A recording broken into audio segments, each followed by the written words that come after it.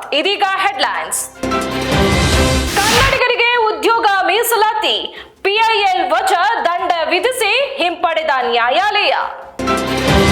BJP JDS ಅವಕಾಶವಾದಿಗಳ ಗುಂಪು, DCM DK Shivakumar ಟೀಕಾ ಪ್ರಹಾರ. ಸಿದ್ದರಾಮಯ್ಯ ವಿರುದ್ಧ ಪ್ರಾಸಿಕ್ಯೂಷನ್ಗೆ ಅನುಮತಿ ವಿಚಾರದಲ್ಲಿ ಅನಿಶ್ಚಿತತೆ, ಆಯ್ಕೆಗಳ ಪರಿಶೀಲನೆಯಲ್ಲಿ ರಾಜ್ಯಪಾಲರು. ಉತ್ತರ ಕನ್ನಡದಲ್ಲಿ ಮತ್ತೊಂದು ದುರಂತ, ಕಾರವಾರದ ಕಾಳಿ ನದಿಯ ಸೇತುವೆ ಕುಸಿತ, ನೀರಿಗೆ ಬಿದ್ದ ಲಾರಿ.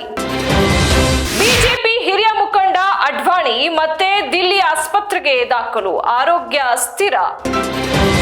ಬಜೆಟ್ಗೆ ವ್ಯಾಪಕ ಟೀಕೆ, ಆಸ್ತಿಗಳ ಮೇಲೆ ಎಲ್ಟಿಸಿಜಿ ತೆರಿಗೆ ಪರಿಷ್ಕರಿಸಿದ ಕೇಂದ್ರ ಸರ್ಕಾರ.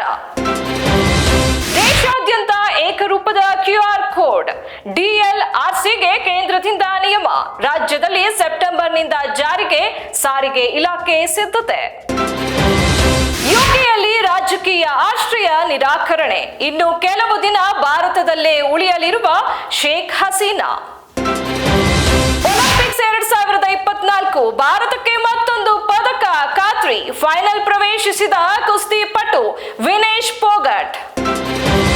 ಬಳ್ಳಾರಿ ಗರ್ಭಗುಡಿಯಲ್ಲಿ ದರ್ಶನ್ ಫೋಟೋ ಇಟ್ಟು ಪೂಜೆ, ಅರ್ಚಕನನ್ನು ವಜಾಗೊಳಿಸಿದ ಮುಜರಾಯಿ ಇಲಾಖೆ. ಇದಾಗಿತ್ತು ಇವತ್ತಿನ ಪ್ರಮುಖ ಹೆಡ್ಲೈನ್ಸ್. ಮತ್ತಷ್ಟು ಸುದ್ದಿಗಳಿಗಾಗಿ ನೋಡ್ತಾ ಇರಿ ಪ್ರಜಾಧ್ವನಿ ಟಿವಿ.